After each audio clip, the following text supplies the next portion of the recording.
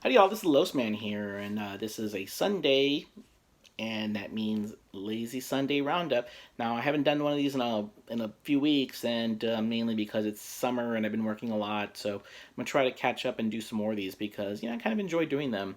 Just got to make sure I set the time aside for it because it's outside, it is hot. I don't know if y'all, I probably mentioned to a bunch of y'all, I live in Texas, and right now I'm looking at the weather forecast for the next week, and we're going to be hitting 100-degree temperatures, which, for those of you who live outside the United States, is well above 32 degrees Celsius. Oh well. So, let me go down some fun stuff that is going on. I will be attending a Dallas Comic Con next week. It's not a big convention; it's a small convention, but it's going to be fun. There's going to be some guests there. I believe Felissa Rose will be there. Yay! I love Felissa. She's awesome. She's one of the best out there. It'll be the third time I've met her in the past year, which is cool because hey, she's awesome. Clue Gallagher, I believe his name is. He's in Return of the Living Dead and Nightmare on Elm Street Part 2. So it'll be great to see him. He's not a young man anymore, so it'll be great to meet him. Plus, I'm going to meet the actress who played the first Marty's girlfriend in Back to the Future. I got to look up her name, but she'll be there, so that should be pretty fun. And plus, conventions are fun. Even if you don't get a chance to talk to or meet celebrities, it's great to go there and check out the vendors because you can go out and find some really neat stuff, especially if you're into movies and collectibles and comic books and all sorts of things. After all, these are comic conventions, so it's great to go out there and get to meet some vendors. You might be able to make some friends and get some insight on some special merchandise. Speaking of merchandise, ooh, nice. Okay, nifty. Okay, so for the past couple of weeks, I've been working on some projects, and if you follow me on Twitter, you'll notice that I've been quite busy. I am doing a 100-day, 100 list countdown till Halloween. So far, I've put up 11 or 12 lists so far, so that means we're about 87, 88 days to Halloween, depending on when you watch this video. So that puts us in early August of 2019. So far, some of the lists I've done are pretty neat. I did a list on popular giallo actresses. I did another list on, Daniel Harris movies that are great to watch. And I did another list on some, that's good topics. If you want to go check them out, there's some really good topics. Now, a lot of these lists are not complicated lists. Simply I'm just listing movies, maybe putting a picture from the movie, or doing something, or just putting a simple caption or two. As I get closer to Halloween, around the 30-day mark or so, then I'm gonna start putting some longer lists on there, more like the ones I have on my page that I like to put on Twitter and share with people. And those are the ones that people really enjoy. So that'll be pretty fun. But what I'm gonna do right now is I'm gonna go through one of my lists that I did recently. I'm gonna go and I'm going to talk about some guilty pleasure movies from the 1980s, since I know like one or two of you commented that it'd be great to hear me talk about some movies, because hey, it's what I love to do. I love to talk about movies. Well, basically, 1980s was very important for me. I was a teenager. Well, I was a kid and then a teenager. And for those of you that were alive during the 80s, you remember what it was like. You had video stores, you had VCRs, you had cable TV. Oh yeah, Showtime and HBO late at night.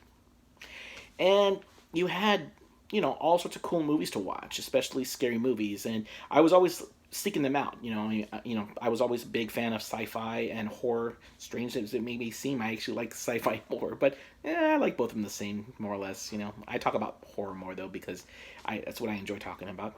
So I remember watching some movies as a kid, and a lot of these movies are movies that I've sought out again or try to collect as possible because these are great movies and some of them are really fun. Now, like I said, this list is going to be a list of guilty pleasure movies. So these are movies that I love to watch, despite the fact that for many people they might be, not so great. But so to start the list, I'm going to start off with Humanoids from the Deep. Now, what's funny about Humanoids from the Deep is up until recently, well, maybe now, this was one of the few movies that really scared the shit out of me. As a teenager, man, this movie was just messed up. You had mutated fishmen. Let me rephrase that. You had mutated rapey fishmen. Okay, let's throw a little bit more emphasis on that. You had mutated extra rapey fishmen, basically seeking out the pretty ladies in the small oceanside community that they attack. And it's funny how the women that they all happened to lose their bikini tops in the midst of the the events. So I mean, this movie's got quite a bit of history to it, and I'll probably talk about it in discussion in more. I'll go into more further discussion later on in another video. If you haven't watched Humanoids from the Deep, this is the early '80s version produced by Roger Corman, so it's definitely one you want to check out. It's very, very, very, very, very, very, very, very rapey. So just be careful with you, because it's. I mean, this is exploitation trash, and it's my favorite kind of exploitation trash. I mean, I've seen this movie dozens of times. It's got a great cast, and it's sleazy. Let's just leave it at that. Okay. The next movie I'm going to talk about is a movie called The Boogans. Now, The Boogans is a movie from 1981 that a lot of people may not have heard of. It deals with a like an underground mine that was shut down because of some bizarre, murders and deaths that occurred to the miners. And it's years later, and somehow I guess they go back into the mine and they discover what it was in there. It's a monster movie. The Boogans themselves, when they do show them, are kind of slimy, very icky creatures. This is the early '80s, so you don't get to see them very much, but it's a fun movie to seek out if you've never heard of it. I often use it as a example of when people say, name an obscure movie no one's ever heard of, and my go-to movie is The Boogans. You got to check it out. It's fun.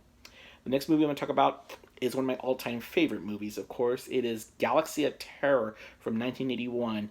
Now, Galaxy of Terror is one of those movies that I watched back in the early 80s, and I just watched it over and over again, and it's a fun movie. It's science fiction. It's an Alien knockoff. It was one of the first Alien knockoffs, but I just love it because it's just so Roger Corman-ish. It's got all the cheap sets that look actually pretty spectacular. You have a pretty decent script, which is funny because I made reference to it being a Alien knockoff. The reality is this movie is a little more like the sci-fi story Solaris.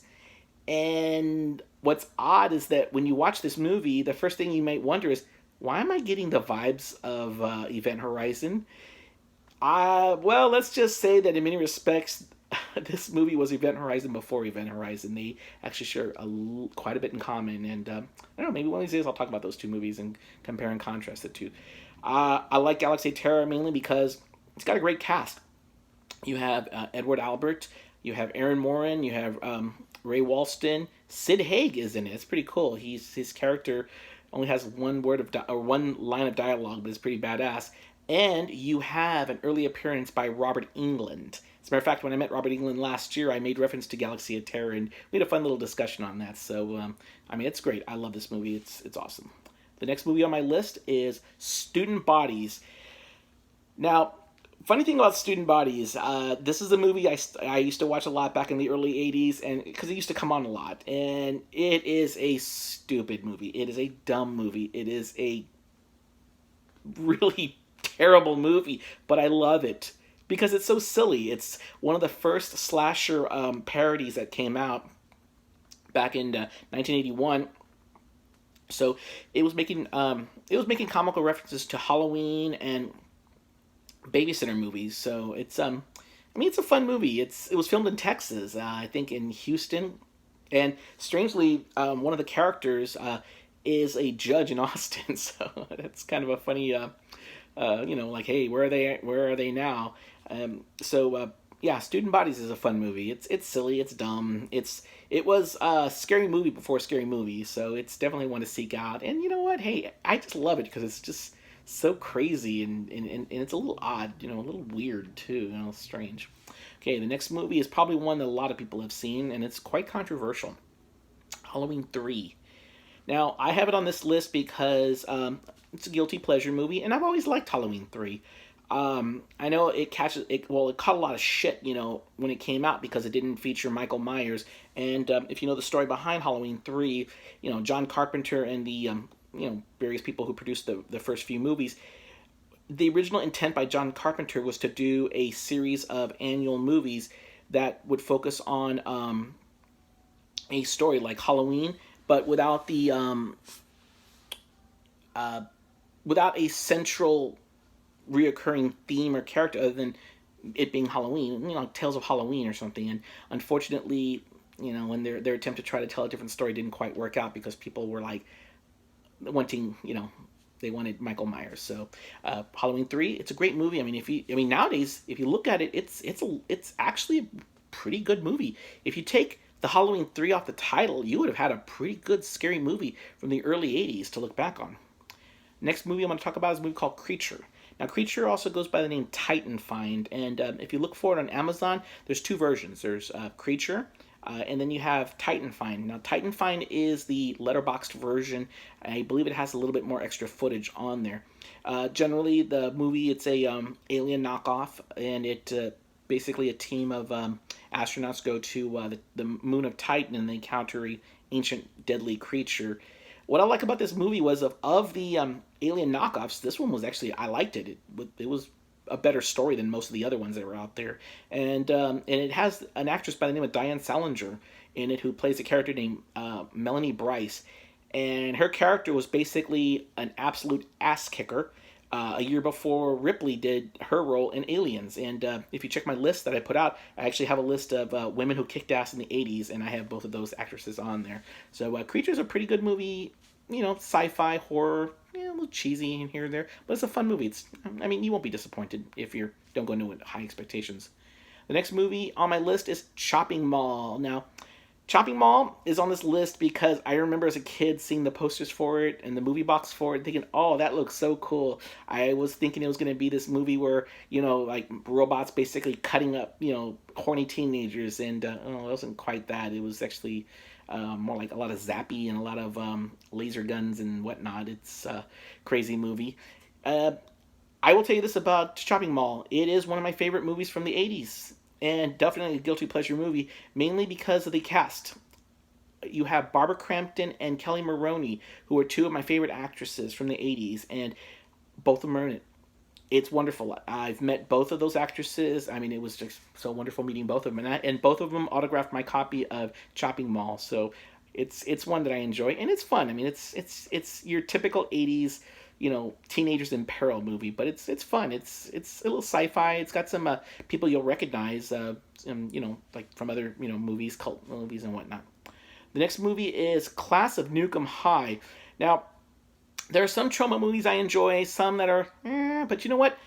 For some strange reason, Class of Nukem High was always the one that I sought out because I just loved it. It's odd, it's weird. You have the Cretans, and then you have the general silliness of the trauma movie.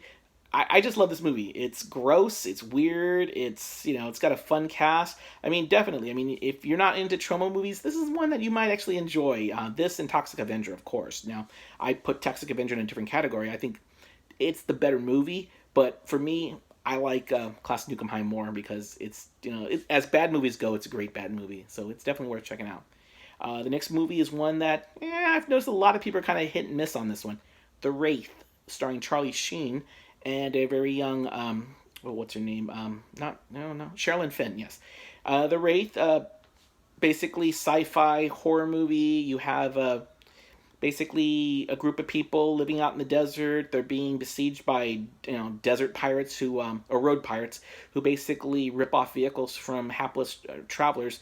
Only they meet their comeuppance when a mysterious individual shows up in town with a high-tech, super fast car, and it's your typical sci-fi thriller. It's a little cheesy, but it's got some great special effects. And it's an interesting story. I like it. It's a revenge tale more than anything, and it's an interesting movie. I actually, like I said, it's a guilty pleasure movie. I like it. The last movie I'm going to talk about is Street Trash. Now, if you've never seen Street Trash, oh wow, it is such a sleazy, icky, mean movie. It came out in 1987 and was recently featured on Joe Bob Briggs' revived show on Shudder. It is a gross movie. It is disgusting. It is body melt horror to the max. You have basically New York City, the slums, the ghetto part of New York City, bad neighbors, bad people, just not a nice place you want to be. And somehow this guy who owns a liquor store finds an old box of rot gut wine, little wine bottles, and he starts selling them to the bums for $1. When the bums take a drink from it, it literally turns them into liquid goo. I mean, this, like I said, this movie is body melt to the max, and it's definitely one you want to check out. I mean, it's gross. It is. Oh God, it's bad. I mean, if you want to watch the Joe Bob Briggs take on it, it's pretty funny. It's on Shudder if you want to check it out. But yeah, you've got to watch Street Trash. It is definitely one worth seeking out just because it's so gross.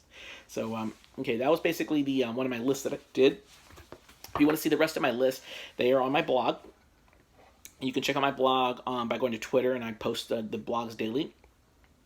You can also go to my website at losman.com and go out there and reach out to me. I love chatting with people. We get into some fun discussions out there on horror movies and random topics. So as we get closer to Halloween, you're going to start seeing, I'm going to continue putting more lists out. I'm going to get some more videos too. It's been a while since I've done a video, but I definitely want to do that because, they're fun to do. They just take a little bit of time, and I just got to make sure I put the time aside for it because most of my week is spent working my normal job and then doing my second job, which is Lyft driving. And these past couple of weeks, I was doing trivia competitions on the weekend, so that kind of ate up a good portion of my time. So now I should be available to take care of these things, and it's going to be pretty cool as Halloween comes up. It's going to be great, catching up on movies. Oh, by the way, I'm still doing my 300 movie watch challenge. I think I'm up to movie 182 or 183 now. So after I'm done with this video, I'm gonna pop in movie 183 and give that a check out. Oh, and if you are subscribed to Shudder, they have the first 6 Nightmare on Elm Street movies available for streaming, which is pretty cool because, hey, you know what? Freddy Krueger movies are awesome. Most of them are. But it's great to go back and take a look at those movies, especially given that, Freddy Krueger's one of the big 3, slasher characters out there. So I'm going to go ahead and close out with that and wish everyone a good week, and check back with me, and I'll get back to you. All right. Later.